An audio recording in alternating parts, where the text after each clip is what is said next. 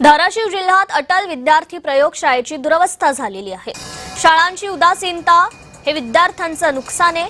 केंद्र सरकारचे लाखो रुपये पाण्यात जात आहेत। अटल विद्यार्थी प्रयोगशाळेमधील साहित्य धुळखात पडलंय। धाराशिव जिल्ह्यात खासगी आणि जिल्हा परिषद 19 शाळांमध्ये अटल विद्यार्थी प्रयोगशाळेची उभारणी केली होती। प्रयोगशाळेच्या उभारणीला 10 लाख निधी तर इनोव्हेशन आणि दुरुस्तीसाठी केंद्र सरकारकडून 10 लाखाची तरतूद करण्यात आली। लाखो रुपये खर्च करूनही केवळ हलगर्जीपणामुळे विद्यार्थी तांत्रिक ज्ञानापासून वंचित राहत आहेत।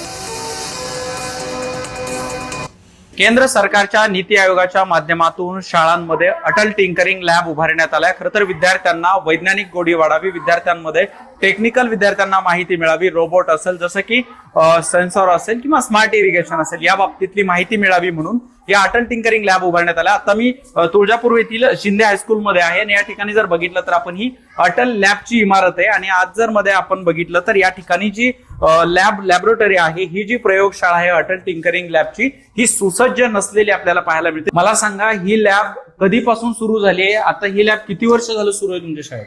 10 वर्ष झाली। 10 वर्ष। आता ह्या सगळ्या वस्तू धुळखात पडल्यात, कपाटाच्या आत आहेत, काही प्रयोग विद्यार्थ्यांनी केलेले मोडले सुद्धा, त्या ठिकाणी 3D प्रिंटरवर धूळ साचली आहे। विद्यार्थ्यांना हे आपण शिकवत नाही का? शिकवतो सर, परंतु काय झालेलं आहे, आमचे जे चार्ज असणारे सर आहेत, खराडे सर, त्यांची अचानक तब्येत बिघडल्या कारणाने 2-3 दिवस ते आले नाहीत।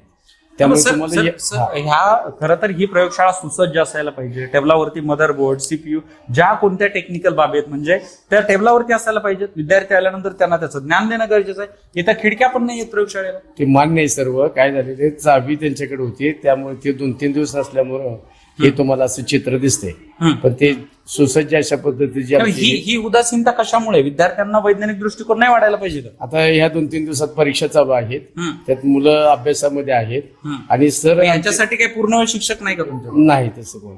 मग हे कुणी शिकवायचं विद्यार्थ्यांना? ते एक आमचे जे सायन्सचे शिक्षक आहेत खराडे सर, त्यांच्याकडे या अटलचा चार्ज देण्यात आलेला आहे। उदय साबळे पाटील, जय महाराष्ट्र, तुळजापूर, धाराशिव।